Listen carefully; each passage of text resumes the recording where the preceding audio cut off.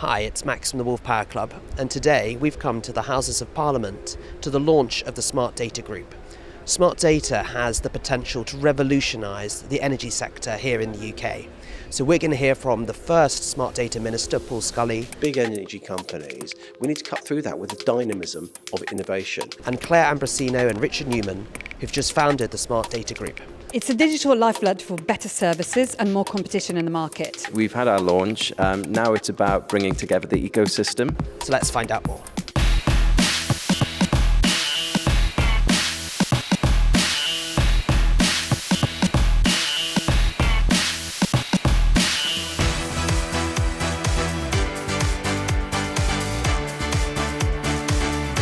So Paul, you were the first UK Smart Data Minister. Why are you so excited about smart data, and how do you think this is going to change the way people use energy in the UK? So I saw what happened with open banking when government had to step in to mandate banks opening and liberalising their data. And then we just think nothing now of not just internet banking, but just exchange of data between app providers and innovators. And we can do exactly the same and more with the energy market as well. So if you are freeing up consumers to be able to share their data with energy companies, yes, smart meters, but beyond that, then the products can be more innovative, they can be more responsive to the public's needs. And there is a massive market out there. We reckon smart data is about £27.8 billion worth of market for UK innovators if we get this right.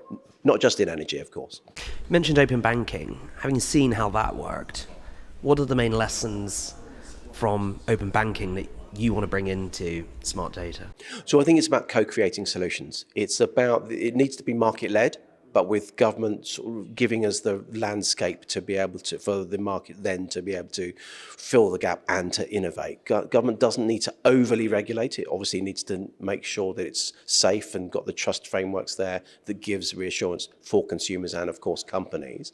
But it just allows, if we allow businesses and government and consumers to come together and co-create solutions, we're going to come up with really effective products.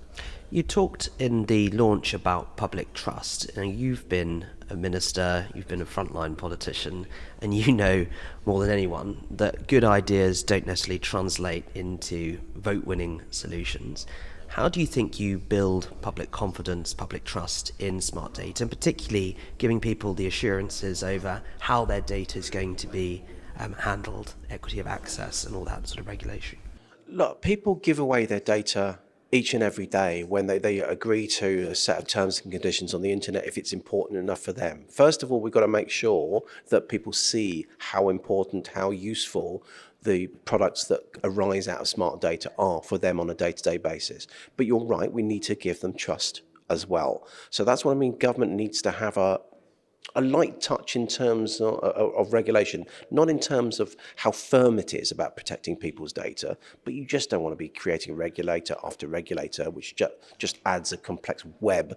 People need to understand how the process works and where their data is going. It's not being shared out of the country. It's staying within the organisations that they've agreed to, and it's not being used for other things. This isn't some sort of super government ID card or anything. It's just enabling consumers to get a better deal. So looking overseas, we heard in the panel about Denmark, 98% coverage on smart meters. Are there particular countries that you look towards, think the UK can copy, whether it's on regulation or how it's engaging with the sector? And I suppose the follow-up to that is, what if we don't do this? What happens to the industry, and what does that mean for the UK and it in an international comparison? Yeah, so I would give the example of India. Again, in going back to the open banking days, where we were sort of relatively slow, but then were world leaders for a while in open banking. We were slow because we have a 250-year legacy of very traditional banks. And similarly now, we've got these big energy companies. We need to cut through that with the dynamism of innovation, but it's actually getting them to catch up to the possibilities. Whereas in India, they didn't have that legacy. So actually, they almost just went to the end result. And they came up with what they call a MOSIP ID. It's basically a digital identity. It allows them to process finance or financial transactions at almost zero cost. And they've stolen a march on us. And so now they're able to, they've not just caught up with us, but they've overtaken us. They're able to roll out their program to developing countries, but even countries like France are looking at using their system. We want to make sure that, first of all, we can get the smart data working, but then we continue to innovate. We don't just stand still, and that's always the risk with these big systems. One final question. We put you back into government. You return as the Smart Data Minister.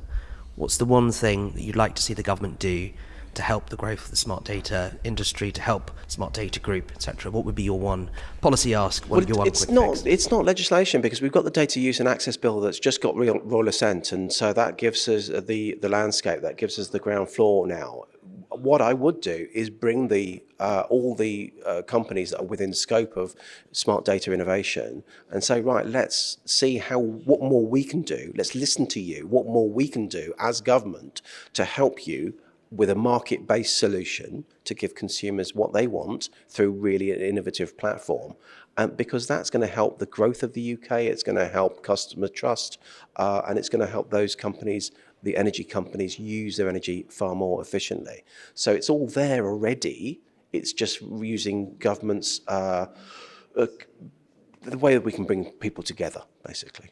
Clare, Richard, thank you for coming to speak to the Wolf Power Club podcast. We've come today to the House of Commons to attend the launch of the Smart Data Group. More on that in a minute.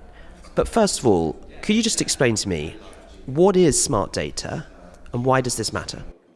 So smart data is the standardized sharing of information in a secure way with your explicit consent. It's a digital lifeblood for better services and more competition in the market.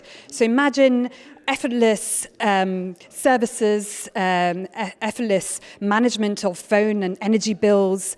You can switch when better deals arise, and it's ultimately a public good.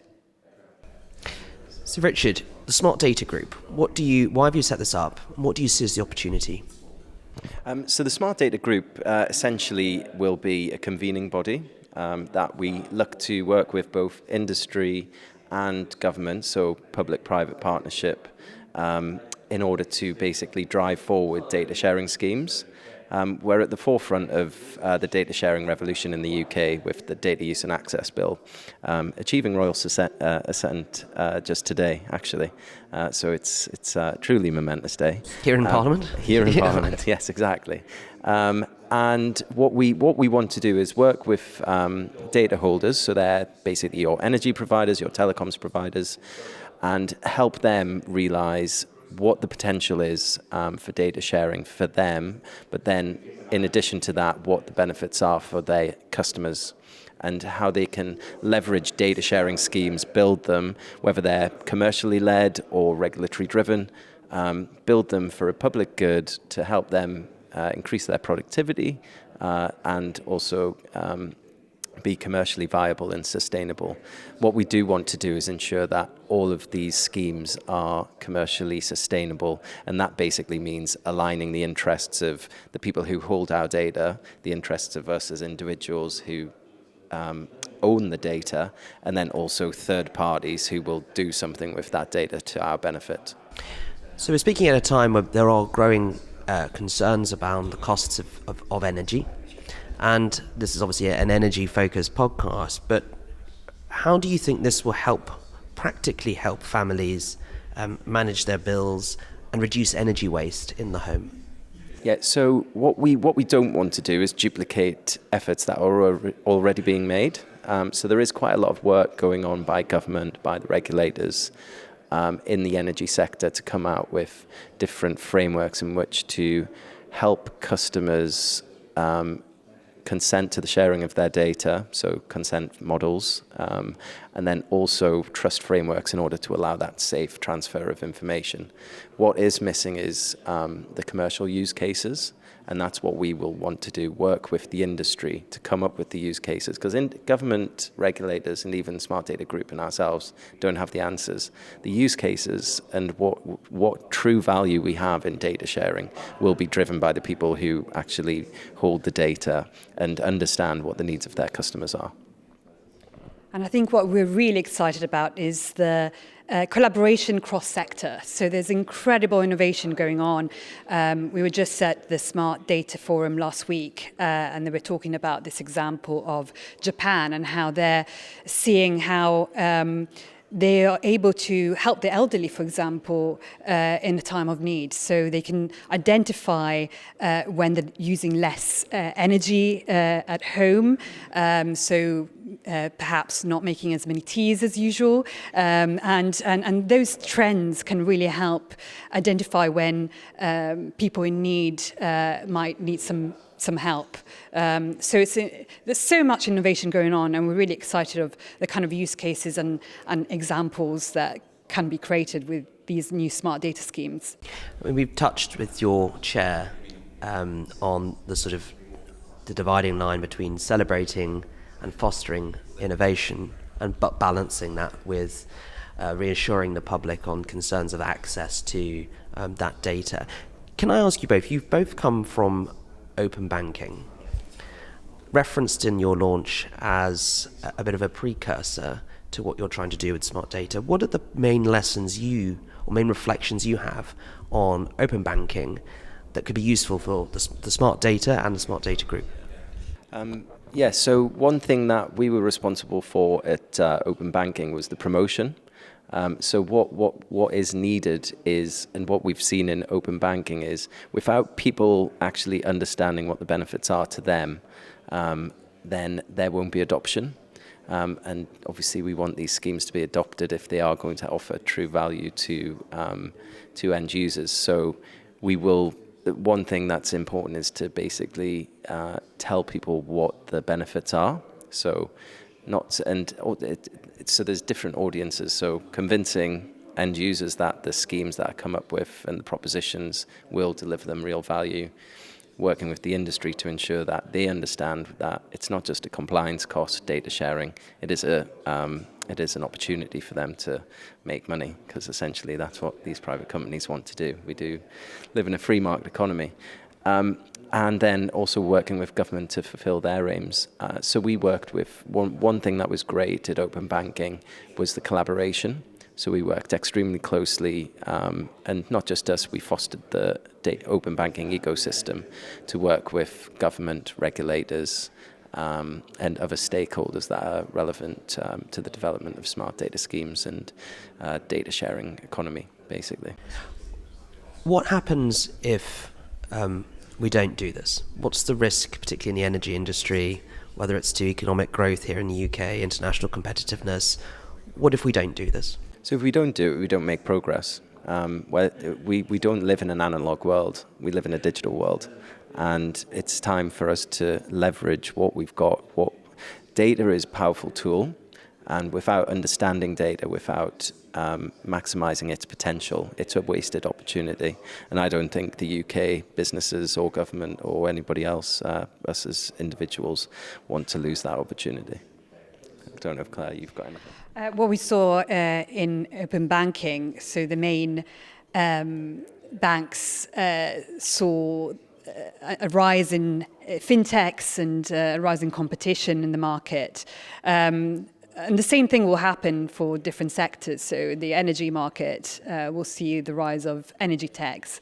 But this is not just a challenge for energy companies. It's an opportunity to really identify smart data schemes before this competition arrives, and really lead the way in what kind of schemes they want to see developed. And the biggest innovators in the banking sectors were the ones that were able to thrive the most. And it's that innovation that really brings customers and brings trust in the sector. And what next for the Smart Data Group? You've had your launch in Parliament. Yes, so we've had our launch. Now it's about bringing together the ecosystem. So we want to start, like we did with open banking, start building out the ecosystem Because without the ecosystem behind us, then we can't create the schemes that we want to create and bring value to the economy, to end users, and to businesses themselves.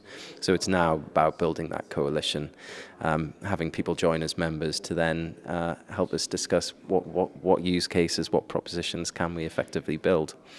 So it's not just even the scoping and the working at the design of these smart data schemes with the industry, it's then delivering them. Because I think that's what's been missing up until now.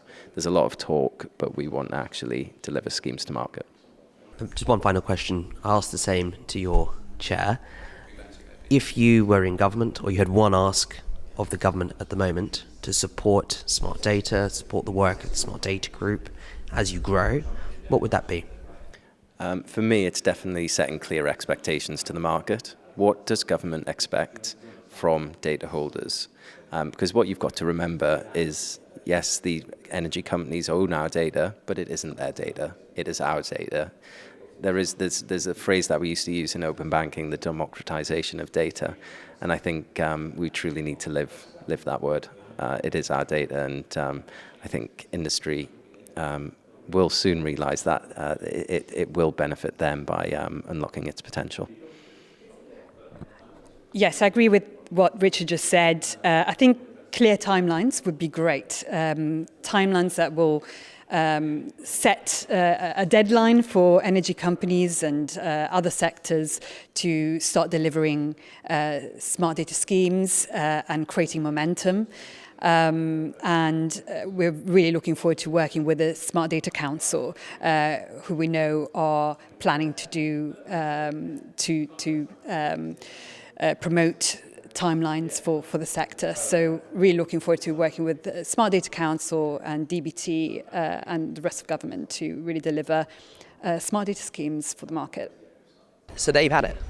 We've heard how smart data has the potential to revolutionise the energy industry here in the UK, how it can unlock innovation, how it can empower consumers and support the energy transition.